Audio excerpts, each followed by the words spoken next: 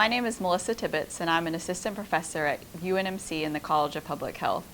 Currently, I focus on child and adolescent health, and I teach child and adolescent development and also advanced maternal and child health.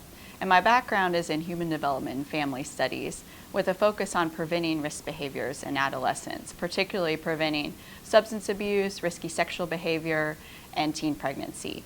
Today, I'm going to talk about trends in sex in Omaha and the nation, also trends in teen pregnancy and STDs. After that, I'll talk about what we know about preventing STDs. In other words, what works and what doesn't work. So first, I'm going to talk about sex in the U.S. and also locally. What we know from the Center for Disease Control and Prevention Youth Risk Behavior Survey is that for the past 20 years, about 50% of high school students say that they have had sex.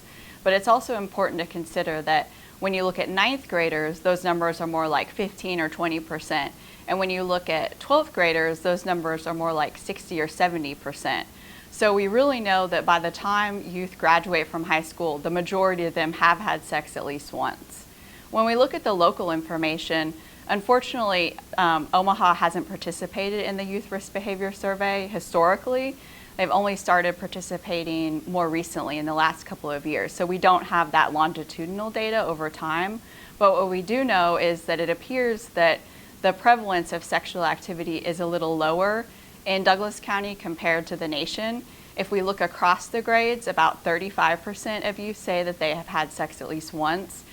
But again, we see the same trend where 9th graders have a lower prevalence and 12th graders have a higher prevalence. So in Douglas County, our current information tells us that over 50% of 12th graders do have sex by the time they graduate from high school in Douglas County. It's important to note, though, that in Douglas County, we have something called active parental consent for this particular survey. And that means that each participant, each child has to take a consent form home to their parent. The parent has to sign it and return it. And this presents problems just in terms of data quality, because families that maybe are not as organized or children that maybe aren't as organized may not end up returning back that form. And as a result, the highest risk individuals may not actually be represented in that survey. So it could be that our numbers are actually somewhat similar to the nation, but because of data collection issues, there are just some challenges. What we know about teen pregnancy across the nation, in Nebraska and in Douglas County, is that rates of teen pregnancy have declined over time, particularly over the past 20 years. And also that basically the birth rate has declined. We also know that the abortion rate has declined. While it's good news that the birth rate has gone down, we do know that there are some disparities, particularly in Douglas County. And what I mean by that is that African American teens and Latino teens are much more likely to give birth versus white teens and Asian teens. So when thinking about the teen birth rate decreasing, it's important to go back to the information about the percentage of youth who've had sex. As I mentioned, that's remained pretty much stable over time. It's been about 50% nationally. But what we do know and what experts in the field say is that much of that decline in the teen birth rate has been due to increased use of condoms and other forms of contraception. So it's not that youth are having sex less, it's just that they're taking precautions, which is preventing pregnancy. And it's also important to note that although across the board teen pregnancy rates have declined in the US, they're still much higher than other industrialized countries. And so again, this is really a cause for concern and shows that we really need to take some action on these issues. When it comes to STDs, it's quite a different story from teen pregnancy. We know that the rates of chlamydia and gonorrhea have been rising over time, particularly for the 15 to 24-year-old age group. And basically, we've been higher than the state and national rates for the last 20 plus years. So since 1998 at least, we've had higher rates, much higher rates of STDs than the other counties in Nebraska and also other states across the nation. So again, this is really a cause for concern, particularly because the majority of cases are actually in that 15 to 24-year-old age group. And some may feel, oh, well, STDs like chlamydia and gonorrhea aren't that serious because you can treat them with an antibiotic. And to some degree, that's true, but unfortunately, most don't have any symptoms. So what happens is people don't get treated because they're not ever getting tested in the first place. And this causes long-term problems like infertility, and also having an STD increases your risk of getting HIV in particular. So these are really serious issues that need to be addressed. So now that I've presented some basic information about teen pregnancy and STDs, I wanted to give more in-depth information about what we know works and what can be done in the community. I often hear a couple of misconceptions which I wanted to address just straight away. And the first is that if we talk about sex with youth, it's the same thing as giving them permission to do it, and it causes them to have sex. There's no research evidence to suggest that that's true. Talking about sex does not cause youth to have sex. It's also important to mention that not talking about sex doesn't prevent youth from having sex. I hear a lot that, youth don't know anything about sex, and if we tell them about it, then they'll go out and do it. And so we shouldn't say anything, and then they'll never have sex. We know that's not true just by looking at the prevalence of youth who say that they have had sex. Putting that aside, I wanted to also talk about the role of parents. I hear a lot that these are issues that parents should address, and I actually wholeheartedly agree. Parents should be talking to their children about sex. They should be addressing these issues. I know from a developmental perspective, parents can play an important role in their children's development, and they should be sharing their values with their children and having open communication.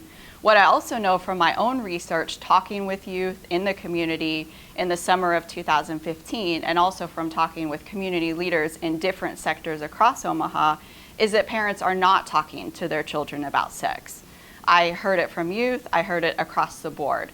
So while that might be an ideal, that's not currently happening. So that probably is something we should work towards as a community, but right now that wouldn't really address the issues that we have. We know that parents can play an important role in their children's development, but at the same time, adolescence, those teen years, are really the time that children experiment.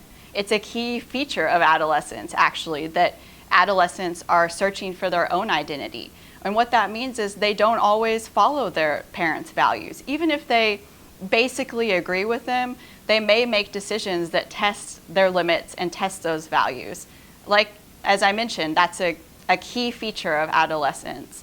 So thinking that if we just tell youth our values, they'll instantly follow it for their whole life, particularly during adolescence, really is not realistic and is not in line with what the research tells us about adolescence.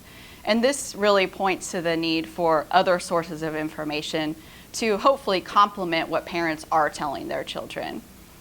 Also, when talking about parents, it's important to note that what we know about effective sex education is that it is multifaceted. It isn't a just say no approach. It's an approach that tells youth kind of the dangers of sex, talks about why it's important to be abstinent, but also gives them skills such as teaching them how to use a condom, about different types of birth control, about how to avoid risky sexual encounters, and how to say no if you don't want to have sex. And at this point in time, I don't have any evidence to believe that parents are ready or willing to provide that detailed level of information. So in thinking about parents being teachers of sex education, we have to move beyond this idea that if they just tell their kids not to have sex, then that will solve all of the problems, because research tells us that's not the case. So when thinking about other sources of information for sex education, certainly the school is a very important source of information. We see that at the national level and at the local level. In the interviews I conducted in the summer of 2015, the school was mentioned many times in terms of where youth heard about sex, particularly about STDs. In many cases, youth never talked about STDs in any other context with any other person other than their human growth and development teacher, or in other school districts than OPS, their sex education curriculum. So this is a critical source of information. And given that we have such high rates of STDs in the community, from my perspective as a researcher who is interested in protecting child health, it's extremely unethical to withhold that life-saving information from children when we know that it can be effective at preventing STDs and ultimately teen pregnancy. So in terms of the types of education that could be offered in schools, there are a couple of different options. Sometimes schools choose not to address these issues at all, which is really challenging because this is really critical information for youth. Additionally, some school districts focus on abstinence-only education, and abstinence-only curricula really focus on talking about abstinence as the only appropriate method of preventing teen pregnancy and STDs. The alternative is comprehensive sex education. It includes the abstinence message and talks about the importance of abstinence, but also includes information about condom use, particularly things like how to use a condom, talks about different methods of birth control, and also skill building exercises. So things like how to say no to sex if you don't want to have sex, and also putting sex in the context of life goals. So helping you think about how sex and pregnancy and STDs might fit into their life plan and might alter their life plan. So it addresses a variety of issues. What the research tells us is that comprehensive sex ed is much more effective than abstinence-only education. There have been numerous studies that have found this to be true. There are different researchers with different organizations. Probably they have different personal belief systems and perspectives, but the research all points to this particular finding that comprehensive sex education is more effective than abstinence-only education. Ultimately, that means that in research studies from different researchers at different universities, they've basically found that youth who receive comprehensive sex education are less likely to initiate sex, meaning having sex for the first time. They have fewer sexual partners compared to those who don't get comprehensive sex education, and they're less likely to get pregnant and STDs. We haven't found that to be true for abstinence-only programs. And I want to go into a little more detail about comprehensive sex education because I've heard some myths about comprehensive sex education that need to be addressed. First and foremost, comprehensive sex education is a type of curriculum, as I've mentioned, and different researchers have developed these at different institutions for different populations. So one might be focused toward rural youth, another might be focused toward urban youth. It's not just one program, though. It's just a broad term to describe a type of program.